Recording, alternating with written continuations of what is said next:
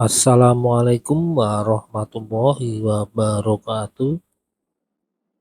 Berjumpa kembali dengan Mas Ramu.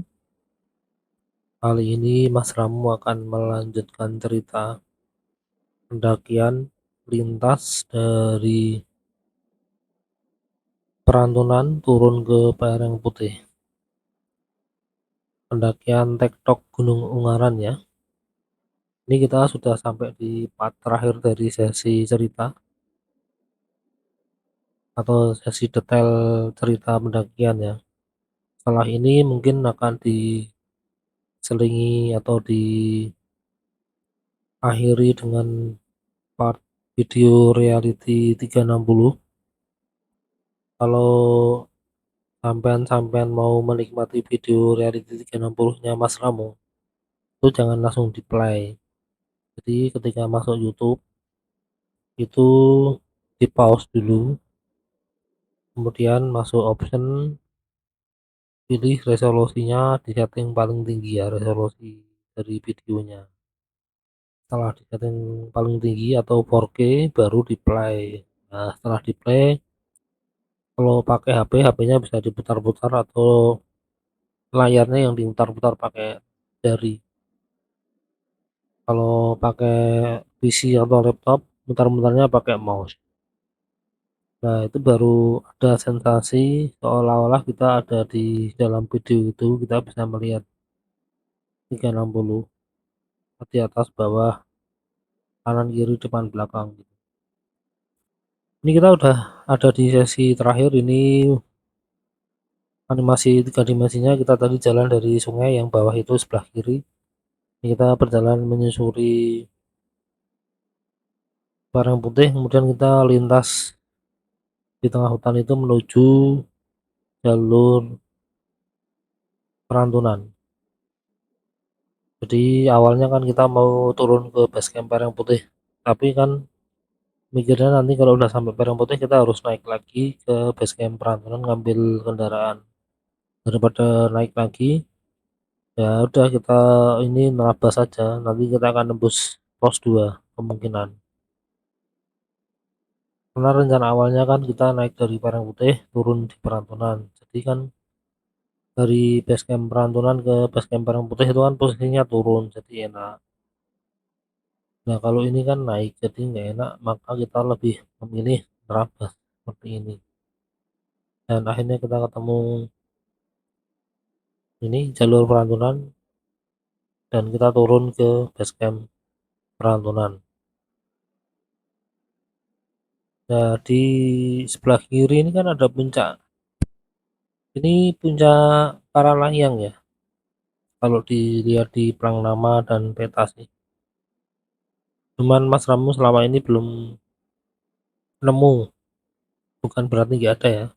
Bisa saja kan Mas Ramu yang kurang literasi atau pas nggak belum ketemu ini apa event Parlayang dari puncak gunung itu.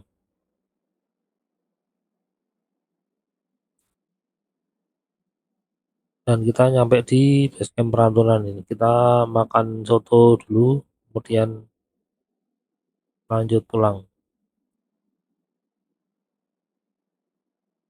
Kita pulang dari Perantunan itu sekitar subuh, maghrib. Jadi kita langsung loncat ya. Dari sesi terakhir kan kita ngambil air di berair sungai Parang Putih. Ini kita langsung ketemu kebun kopi ya setelah naik dari sumber air itu. Nah, kita masuk ke kawasan kebun kopi. Jadi kita harusnya lurus, terus ini kita kanan. Sengaja Mas Ramu tidak menampilkan supaya nggak ditiru, karena rawan tersesat kalau lewat jalur ini. Sampai lewat jalur Parang Putih yang sudah jelas saja kadang bisa tersesat, apalagi lewat jalur ini. Ya bukan Mas Ramu sombong, tapi kalau sampean tidak punya peta, sebaiknya jangan meniru adegan ini kalau tidak bisa baca peta. Dan jangan sendirian kalau nerabas daerah sini.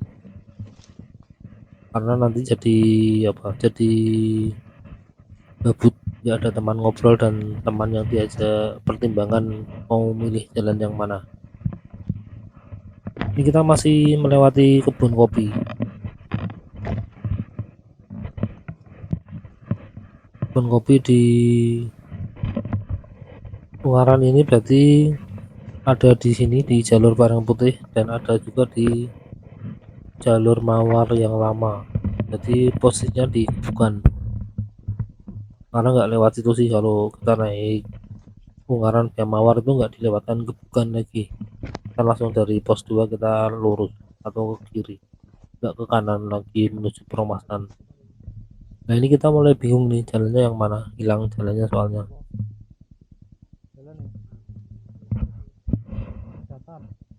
Di sini Bang Ipul kebingungan, dia posisi di depan nyari jalannya, hilang. Harusnya kan lurus kalau sesuai plottingnya Mas Ramu, cuman ini jalan yang jelas malah yang ke kiri turun itu yang mau dilewati Bang Ipul. Cuman Mas Ramu nyuruh buat lihat, barangkali jalannya hilang karena ketutup pohon yang tumbang. Kemudian ternyata jalannya ditemukan oleh Mr. Mahmud dan Mr. Dian. Nah ini ketemu, jadi kita langsung lurus lagi, nggak jadi ke kiri turun.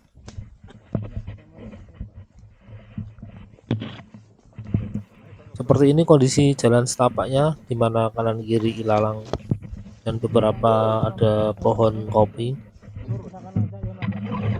Kalau dilihat dari suasananya, sepertinya jalur ini jalur warlock atau jalur perambah hutan, jalur orang-orang pemburu atau orang yang nyari madu atau nyari tanaman atau nyari jamu-jamuan atau nyari jamur gitu. Ini kita ada ini suket gajah ya, berarti ini kemungkinan memang sengaja ditanam oleh warlock buat pakan sapi biasanya atau pakan ternak mereka.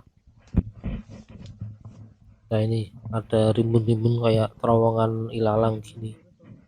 Ini bukan terowongan kemin ya, ini karena memang ilalangnya terlalu tinggi sehingga menutupi jalan. Sambil nerabas-nerabas nyari jalan tembus menuju jalur peranturan, mari kita bercerita seputar Gunung Ungaran ini ya. Jadi Gunung Ungaran ini mempunyai nama lain. Nama lain Gunung Ungaran ada atau tercatat di salah satunya ada di Prasasti Kuti. Nama lain Gunung Ungaran di situ disebutkan Karundungan. Ada juga Karurungan atau Karungrangan. Bisa dilihat dari Tantu Panggelaran. Juga tertulis pada perjalanan Bujangga Manik Serat Aji Saka Serat Panda. Di situ disebutkan nama Gunung Ungaran ini adalah Karungrungan. Kalau di buku karangan Domis 1825 disebut Kroenroengan atau Krunrungan. Sedangkan di catatan Blacker 1850 dan Frederick 1870 nama lainnya adalah Ngeruwengan. Di nama lain Ungaran ternyata ada banyak nama kunonya ya. Ada Karundungan, Karurungan, Karungrangan, Karungrungan, Krunrungan, Ngrungrungan.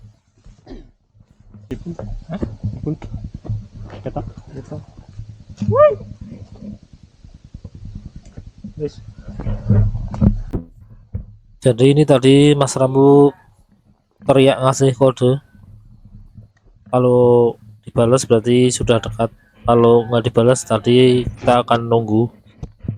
Jadi ini ceritanya Bang Ipul ketinggalan di belakang dan nggak kelihatan, makanya tadi ditunggu sambil diteriakin kodenya, kemudian beliau menjawab dan sudah dekat. terlihat gitu. Jadi ini kita memutuskan untuk jalan lagi. Ini posisi jalan naik ya, jalan setapaknya naik ke sini, dan disinilah kita mulai kehilangan arah. Kalau arahnya harusnya lurus, tapi ini adanya jalan ke kanan sama ke kiri.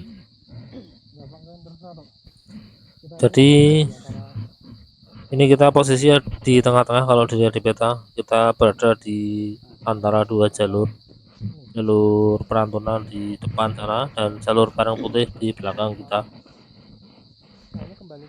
Dan harusnya kita ke lurus. Kalau ke kiri ini jalurnya turun, kalau ke kanan itu naik dan agak kembali. Kita nyoba yang naik dulu, harusnya naik, kemudian ada jalan belok kiri ya. Ini Mas Ramu mau nyoba dulu, soalnya kita harusnya nyerong ke kiri atau ke arah selatan. Ini kita jalan naiknya tuh arahnya ke barat daya, harusnya kita jalan ke selatan. Kita coba dulu dengan asumsi ini kita ke barat beberapa meter, kemudian belok kiri ke selatan.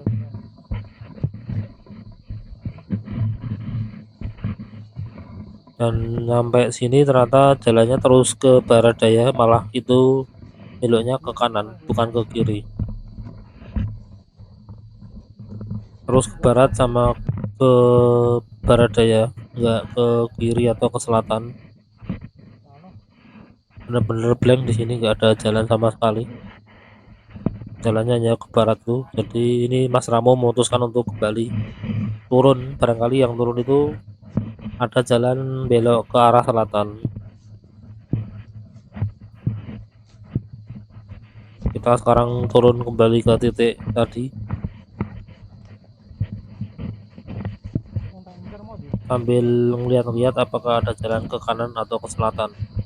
Itu Bang Saiful nyoba jalan ke kanan, ternyata buntu juga.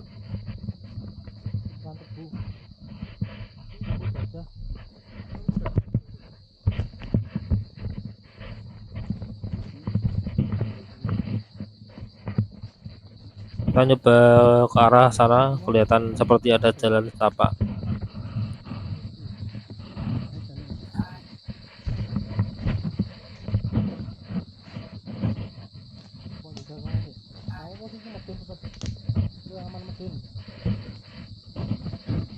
Ini kita terus menyusuri jalan menurun, harusnya kita tuh naik atau datar.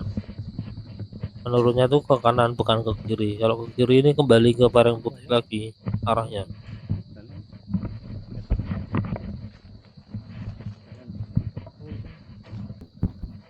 Kita nyoba turun terus karena di depan itu kelihatan ada kayak jalan atau tanah lapang gitu, sambil berharap nanti ada jalan menuju selatan yang mengarah ke perantunan.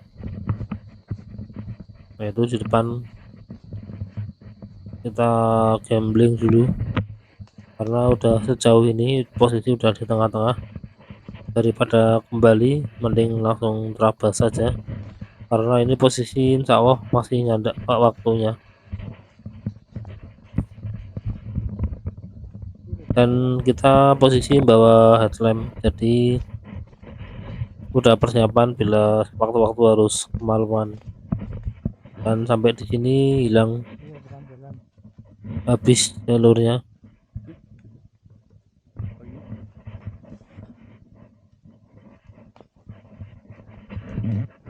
Kita nyoba yang ke kanan atau ke arah selatan, barangkali ada jalan lagi.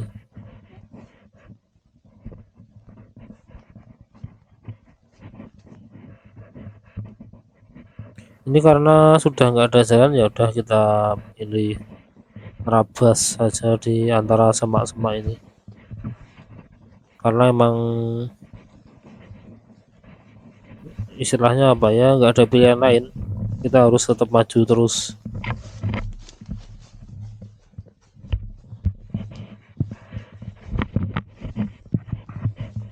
Ini kita jalan terus pokoknya ke arah selatan dulu selama ada jalan maksudnya selama aman dilewati, pokoknya kita ke arah selatan.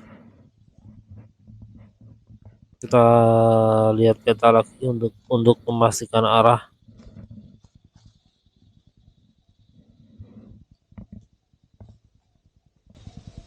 Ambil orientasi medan ini. Kita menyimbang. Soalnya kita menyimbang ke utara.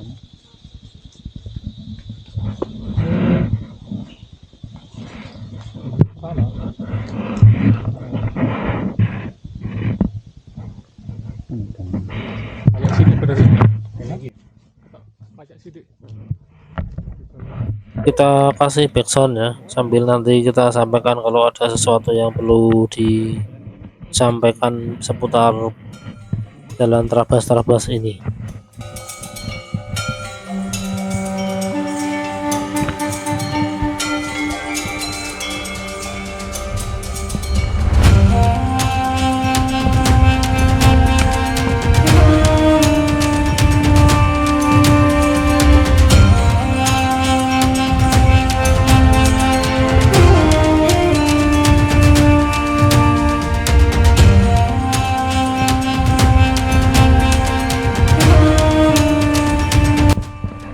Ini Mas Ramu memutuskan untuk kembali lagi karena jalannya terlalu jauh menyimpang dan ilalangnya terlalu tinggi. Kalau terlalu jauh menyimpang nanti malah kita semakin lama di tengah hutan ini. Kita nyari jalan yang aman untuk posisi ke selatan. Nah, kali ini kita melihat jalan yang cukup aman, di mana ilalangnya nggak terlalu tinggi dan arahnya ke selatan atau ke arah Perantunan. Jadi kita terabas saja di sini. Ini pure nggak ada jalur ya, kita benar-benar nyari jalan sendiri tanpa jalur.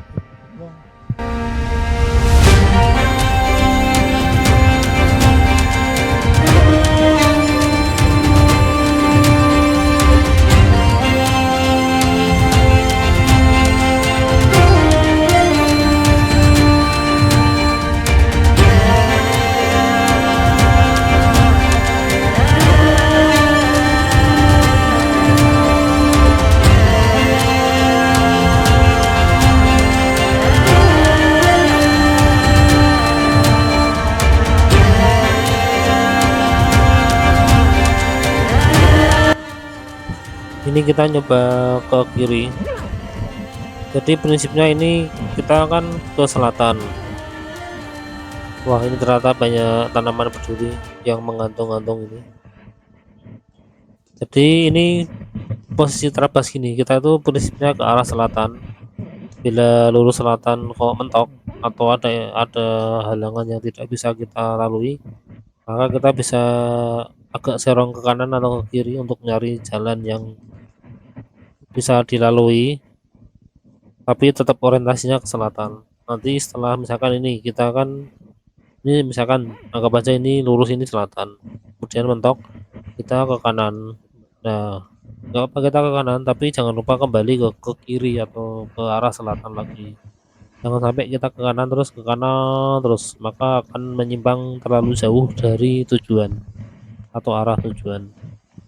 Ini lalangnya semakin tinggi, ini sekarang lalangnya seperut atau sedada. Itu sekarang Bang Ipul yang di depan. Teknik menerabas ilalang ini jangan lupa gunakan trekking pole. Jadi trekking pole ditusuk-tusuk dulu ke arah rumputan atau tanah untuk mengetahui apakah aman untuk diinjak, atau kita mengetahui titik mana yang aman buat diinjak. Kadang di balik-balik rumputan ini ada ceklongan yang kalau kita injak bisa membuat kita ngelundung atau terjungkal.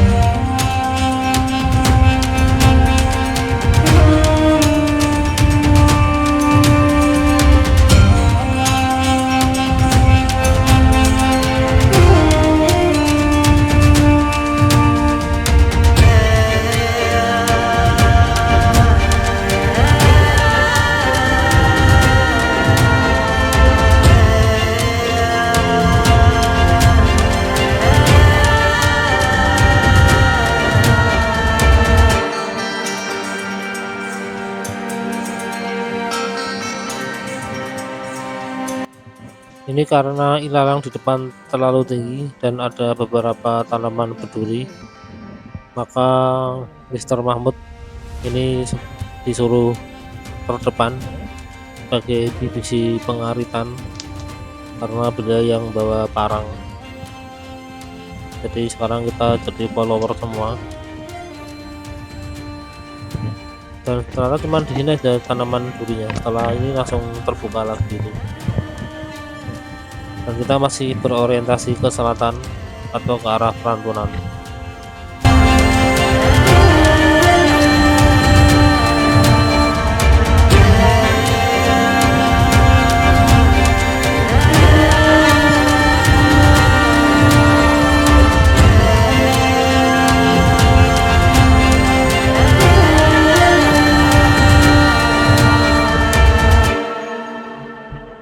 Ini Mas Ramu milih yang kanan, yang teman bertiga itu kan tadi lewat jalur kiri pohon.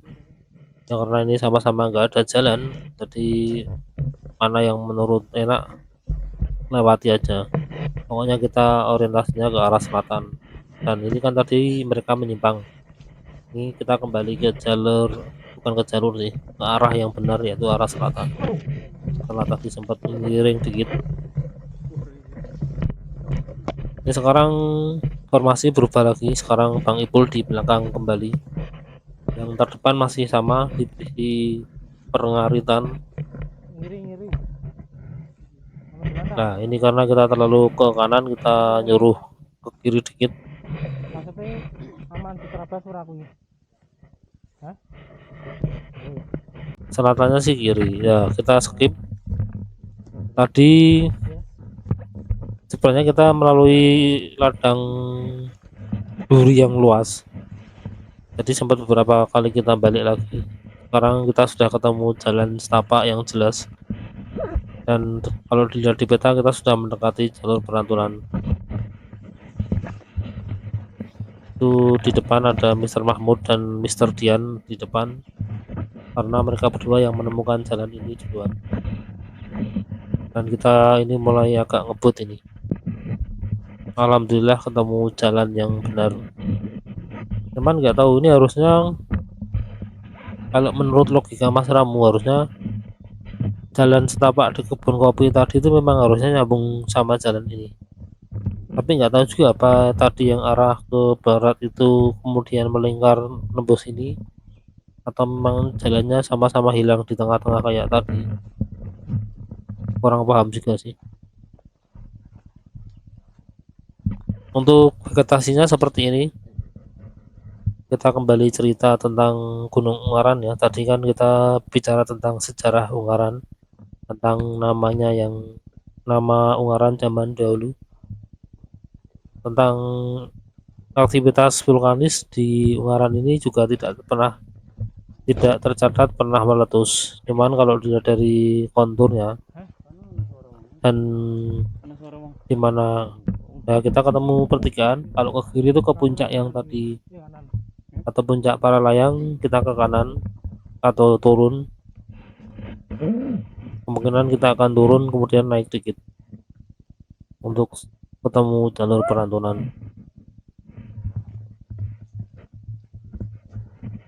Jadi kembali ke Ungaran tadi, menurut catatan sejarah itu Ungaran tidak pernah tercatat pernah meletus. Tapi kalau dilihat dari konturnya, Ungaran yang bertipe stratovulkano ini kan punya beberapa kawah aktif yang posisinya ada di sebelah selatan atau di kawasan Candi Gedong Songo, dan di sisi barat laut di kawasan Limut.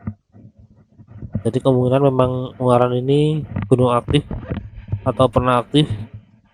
Kalau dilihat dari bekas letusan itu, posisi letusan itu mengarah ke Gedong Songo. Jadi kalau kita melihat dari puncak Budak itu kan ada cekungan. Nah cekungan itu seperti aliran ini lava pijar atau aliran lahar dingin atau lahar panas ke arah bawah ke arah Candi Gedong Songo gitu cekungannya. Ini sekarang kita menurun jalannya. Tadi Mas Ramu Uhui ngasih kode apakah Bang Ipul masih aman, karena Bang Ipul kan tidak terlihat. Wis kok cedhak. Kalau dia bisa menjawab berarti aman. Kita mendengar suara orang ngobrol di seberang, kan itu dari arah jalur Perantunan. Ini masih terus menurun. Berarti jalur Perantunan sama Punggungan yang ini tuh dipisahkan oleh sungai kecil ya, sungai Musiman. Karena kalau dilihat dari konturnya ini kita berarti turun kemudian naik, tidak level, selevel kontur ya, kontur maksudnya bukan kontur. Karena Mas Ramu kan memilih Perantunan coy. belok kanan ke kebun kopi karena tadi sekontur sama Perantunan.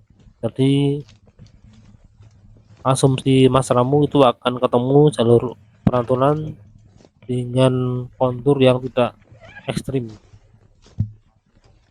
Ternyata memang tidak ekstrim konturnya, tapi yang ekstrim tanamannya, banyak tanaman berduri. Anak cewek.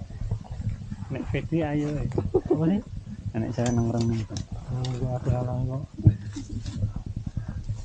Gue kaget. Mas, dari mana Mas? Ternyata dari titik ini terlihat ada orang lagi nongkrong-nongkrong di pos 2 Perantunan. Jadi arah depannya Mas Ramu ya. Ini kan syutingnya ke arah belakang. Jadi suara orang-orang tadi ternyata orang-orang yang lagi istirahat di pos 2 Perantunan. Ini Mas Ramu sudah nyampe shelter pos 2 ini. Dan jalannya ditutup kayak gini ya. Mungkin biar tidak menyesatkan orang, biar orang tidak tertarik ke arah sana, maka dipalang seperti itu. Kita istirahat sejenak di sini sambil nunggu Bang Ipul nyampe. Kita skip, setelah kita kumpul dan istirahat sejenak kita jalan lagi. Dari sini kita akan sedikit ngebut karena jalan sudah jelas dan trek turun terus. Kembali bercerita tentang Gunung Ungaran, tadi kan sudah cerita tentang namanya dan tentang aktivitas vulkanisnya. Sekarang kita coba bercerita tentang mitos yang menyelimuti Gunung Ungaran. Ini kan jalur Perantunan yang lama lah, kita ke kiri. Kalau yang lama itu lurus. Sekarang kita disuruh turun ke kiri. Itu jalur Perantunan yang baru ya. Jadi Perantunan ini dia bikin jalur baru dari sini yang kebaca ini pos 2 sampai ke bawah, sampai pintu rimba ke bawah lagi atau ke camp area gitu aja lah. Jadi dari camp area sampai pos 2 itu jalannya baru, kita diarahkan lebih ke kanan. Kalau dulu kan ke kiri dan lebih landai jalannya, sekarang lebih enak lah.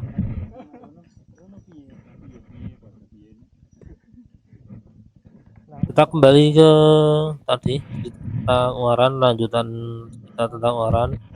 Untuk mitos dari Gunung Ungaran ini yaitu Gunung Ungaran ini ada cerita yang berkaitan dengan Hanuman, tentang kisah Ramayana. Jadi kan Cinta itu diculik oleh Hanuman, kemudian diculik Hanuman salah. Cinta itu diculik oleh Dasamuka atau Rahwana, oleh Rawana, kemudian ditolong oleh Hanuman.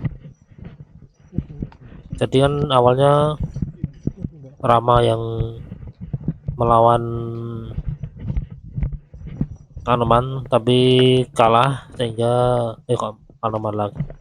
Jadi Rahwana itu menculik Sita, kemudian Rahwana bergelut dengan Rama, tapi Rama kalah, kemudian dibantu Rama minta bantuan Hanuman.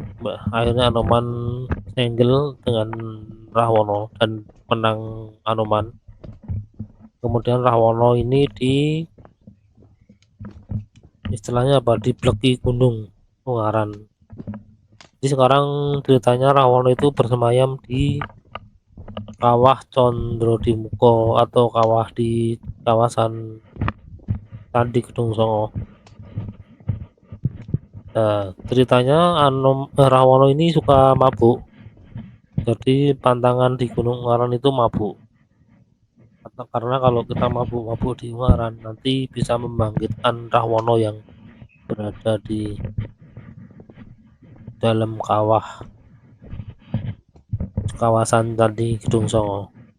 Itu cuman mitos, karena faktanya di bawah perantauan itu kan ada Bandungan, dan di Bandungan itu kan banyak villa-villa dan tempat-tempat karaoke, dan Anda tahu sendiri karaoke itu identik dengan apa ya, dan mereka pasti banyak yang mabuk-mabuk di sekitar itu, dan nyatanya Rahwana nggak bangkit. Kalau Mas Ramu menyikapi cerita tentang seperti ini ya sekedar wawasan atau ilmu pengetahuan saja, nggak percaya, karena itu cuman kisah fiktif. Anggap aja itu sebagai kekayaan budaya atau kekayaan karya seni sastra gitu.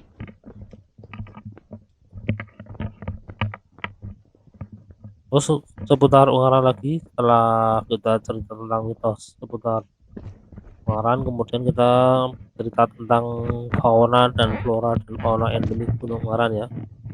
Untuk fauna, di sini ada burung elang Jawa. Mas Ramu pernah lihat waktu naik via Parangputih beberapa waktu yang lalu.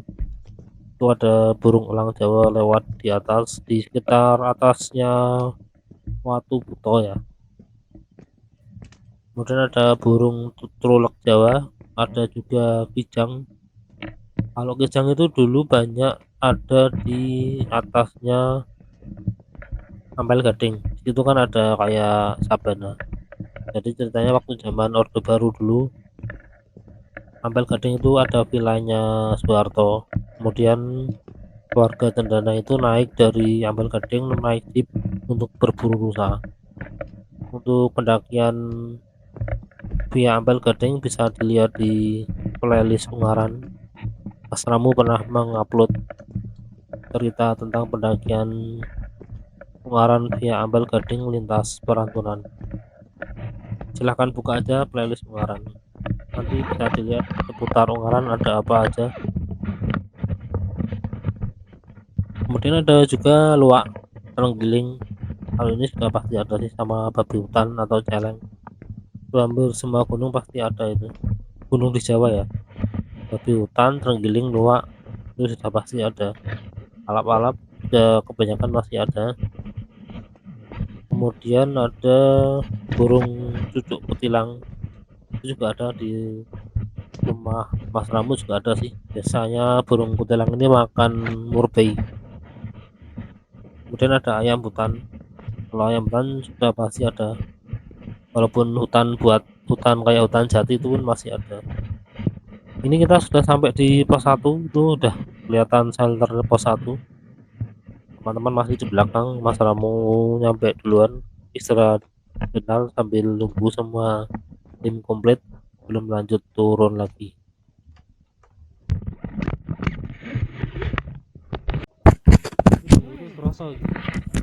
Ini sudah komplit dan kita skip. Tadi kita sempat istirahat sejenak sambil mengambil makanan. Kita lanjut turun lagi. Ini Mas Ramu langsung gas meninggalkan mereka bertiga. Kita tunggu di tempat istirahat yang enak di bawah, mungkin di sekitar camp area. Kita lanjutkan ceritanya. Tadi kan cerita tentang fauna, sekarang kita cerita tentang flora ya. Untuk tanaman-tanaman endemik yang ada di Gunung Ungaran ada seperti bunga kantil, kemudian ada sarangan, ada cemplonan, ada waru gunung. Kalau merana kelihatannya kok nggak ada ya, mungkin ada di sisi yang lain.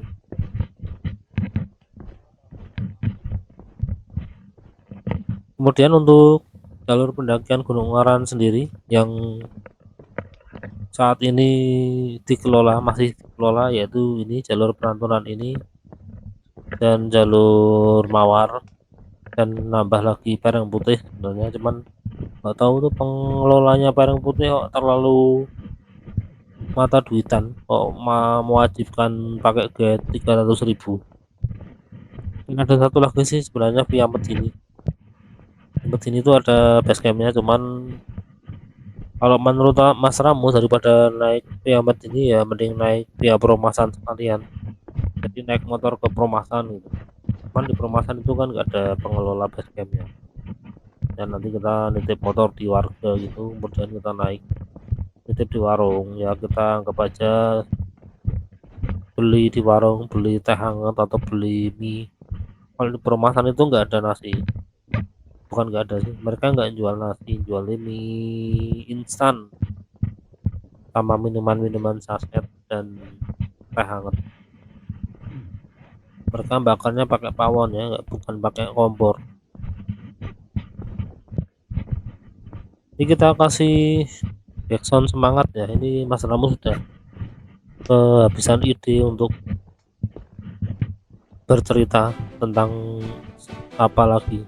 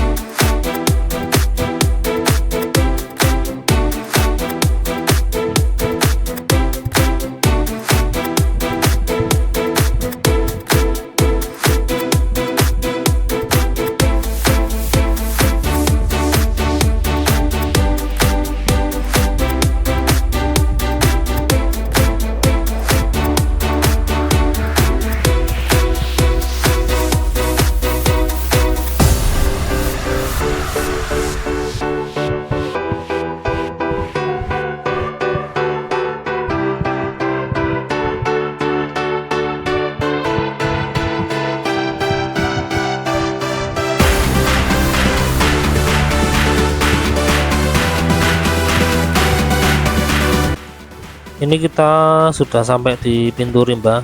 Pintu rimbanya juga ini geser ya, lebih ke depan dan lebih ke kiri. Kalau dulu kan ke kanan dan lebih ke atas lagi. Dan apa ya, istilahnya lebih bagus, tulisannya kan lebih ya seperti itulah. Ini kita sudah sampai pintu rimba, kita berhenti sejenak untuk bikin checkpoint sekaligus bikin dokumentasi, bikin rungan Bandungan.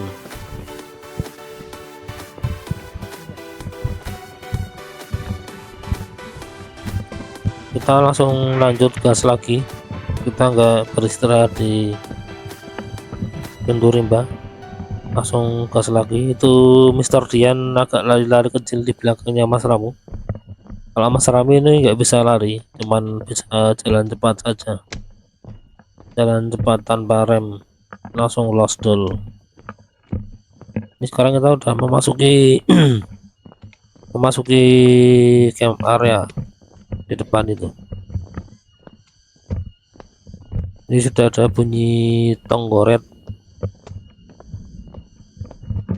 Tonggoret itu bahasa Indonesianya, kalau bahasa Jawanya itu garengpung. Ini jalannya makadam ya, udah ditata bagus. Nah ini sekarang kameranya sampai sini, ini kelihatannya masih baru, istilahnya apa, bekas pancuran baru gitulah. Jadi mungkin karena peminat camcer di perantauan ini banyak, karena kan ya, jadi sekarang itu trennya ngecampnya di sini, kemudian pagi TikTok itu lebih aman dan lebih nyaman menurut Mas Ramu, karena di sini kan fasilitas lengkap, ada masjid, ada toilet, ada warung makan. Jadi apalagi ini kan gunungnya nggak terlalu tinggi, mungkin kita summit itu cukup 1 jam sampai 2,5 jam. Jadi misalkan kita berangkat subuh itu insya Allah masih dapat sunrise di Bondolan kalau jalan agak cepet tanpa istirahat ya. Kalau mau lebih aman ya berangkat, ini kan terbitnya sekitar jam 5:30, berarti ya kurangi 2 jam, 5 atau 5:30, 4:30. Subuhnya kan jam 4-an, 4 kurang dikit. Nah kita sudah sampai camp area dan kita sudah sampai di penghujung cerita ini. Kita nyari tempat duduk sambil nunggu teman-teman kumpul sebelum nanti kita lanjut ke warung. Soalnya ini kalau Mas Ramu mau langsung ke warung takutnya mereka mencari. Kita istirahat dulu di sini, ini tempat istirahat paling dekat dan paling gampang ditemukan. Wassalamualaikum warahmatullahi wabarakatuh.